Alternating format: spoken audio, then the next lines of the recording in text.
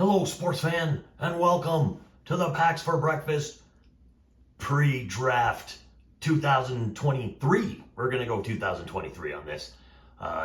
That's when Anthony Richardson, Bryce Young, and Will Levis were all drafted. Now we have the big draft coming up this week for 2025. Very excited about it. A lot of people think Cam Ward's going first. I do too. Maybe on Thursday before the draft, I might do one of these videos where I actually put my whole first round up there. What I predict, and put it on film so everybody can see just how hard it is to pick the first round. And this year I think is going to be one of the tougher years because Shedeur Sanders is such a wild card. In my opinion, he should be going number 3 behind Travis Hunter, but do the Giants actually want him? Do they think they can get a quarterback like Jackson Dart later? We'll see. We'll see what happens. Cleveland and the Giants both need quarterbacks, especially when you have Deshaun Watson, who I don't think is going to come back very well from the injury, and he's a terrible person. And also Kenny Pickett, who's just never proven that he can do this at a high level. So let's look at these three guys. Anthony Richardson, Bryce Young, Will Levis. When this draft started, I did not think that any of the quarterbacks that were in this draft were going to be stars. I really didn't. I didn't have confidence in any of them. I just thought this was a weak quarterback draft. Bryce Young, I didn't believe he was going to be very good. Will Levis, I knew he wasn't going to be good. And Anthony Richardson, to me, was a project who should have went in the second or third round so that he could have time to grow. We'll start off with Bryce Young. Bryce Young was, of course, taken first overall in that draft. So far in his career, he's had 5,280 yards. He's completed 60% of his passes, 26 touchdowns, 19 interceptions. Surprisingly mobile, 502 yards, and he's rushed for 6 touchdowns. He started 28 games, along with every game in his rookie year. I think he's played 30 total, because he came in off the bench in a couple of games. But he's got a 6-22 record as a starter, but a lot of that can be attributed to the fact he was on the worst team in the NFL in 2023. But the thing I like about Bryce Young is he's never really gotten down on himself. And last year, he did look like he was improving, and that made me happy. Because I'm an Alabama fan a little bit. I'm not, I root college-wise, I'm always a homer first, but I root for the University of Michigan. I root for Alabama. And the thing about Bryce Young is I like seeing that he never gave up and he's improving. I am hoping that 2025 is the year where we really see what the first pick in the draft is usually projected to become, and he will become a quarterback that throws for 4,500 yards, 30 touchdowns, and maybe 15 interceptions at the most. I like the kid's leadership. I like his stick-to-itiveness. I like that he's never backed down from the challenge, and maybe, just maybe the Carolina Panthers will reap the benefits, and Bryce Young can at least be a Pro Bowl worthy type of quarterback. I don't know if he'll be one of the greats in the league, but I'm rooting for the kid to really have a great 2025, and I think he can.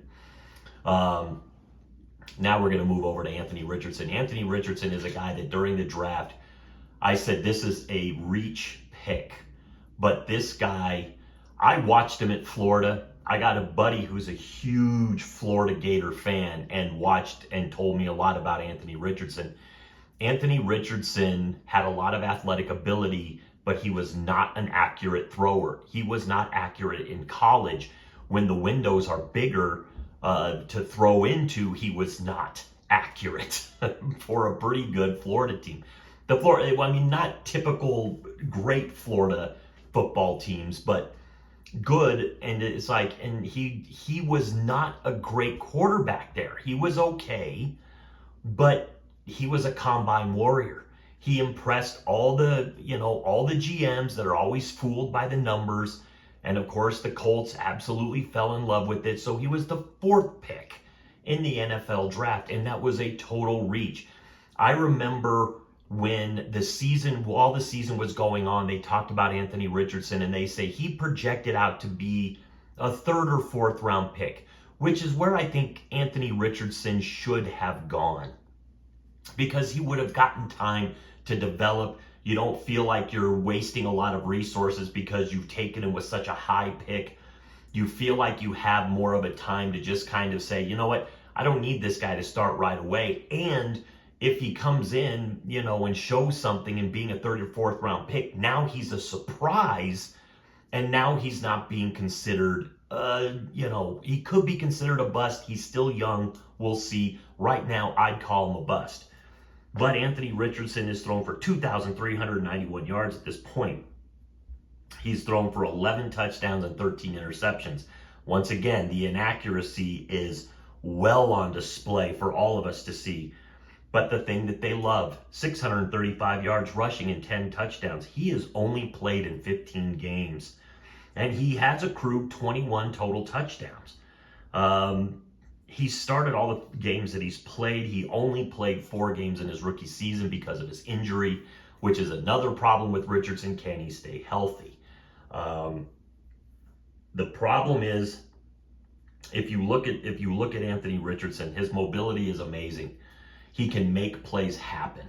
If he gets out of the pocket, and he'll launch one, and Colts fans will tell you, for every 2 or 3 frustrating plays, he'll make that magic.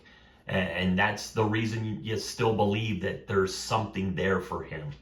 But I think the Colts are finally starting to wonder what they have, because they brought in Daniel Jones. Now, I've watched Daniel Jones over the years too, and I watched a couple of his games from last season. Daniel Jones didn't look that bad. And I really think that Daniel Jones could come in and take this guy's spot. And if Daniel Jones is able to beat out Anthony Richardson, you're going to have to move off of him if you're the Colts. You might have to trade him, maybe to Cleveland or the Giants if one of them doesn't pick up a quarterback in the draft, maybe midway through the year. If Daniel Jones is playing well for you as a Colt, you might have to move off of Richardson and trade him to somebody who might need a quarterback and doesn't mind using a project. Hey, why not Dallas? They tried Trey Lance, so why not send him to Dallas and take some draft picks from them? Now we're going to talk about Will Levis. Will Levis was a guy that I thought it was a joke when they put him in, because I really didn't think this guy could play NFL football. And for the most part, I'm right. But at least he was only a 2nd round pick. He was taken with a 33rd pick overall. He doesn't have that stigma of being a high, 1st round pick like his, 2 compatriots up on the board. But Will Levis was thrown into a situation where, once again, he's on a bad team, but he made some horrible, horrible mistakes. Some of these that were almost jokes. I mean, wasn't there a play where he's like almost on his knees and he kind of flips the ball underhand to somebody and they run it all the way back into the end zone for, it just seems like, this guy has made so many big mistakes.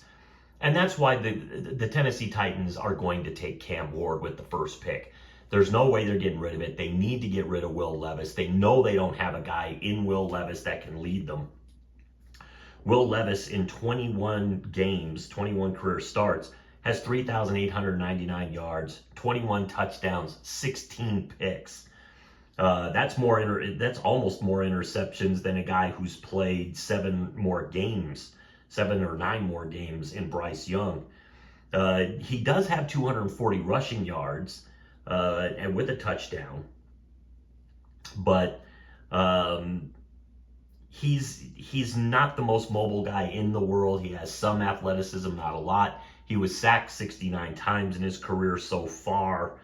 To put that in comparison, though, Bryce Young, to tell you how bad of a team he was on, in his, in the games that he played, I think it's 30 games total, 28 started.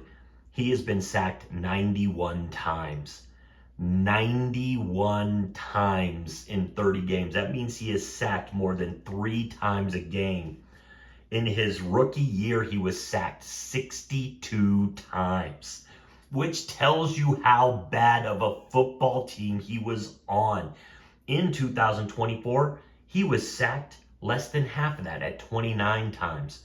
Granted, played fewer games, but still, that's an improvement. That means he probably got rid of the ball a little quicker. The offensive line got a little bit better. You can see the improvements just from the sack numbers.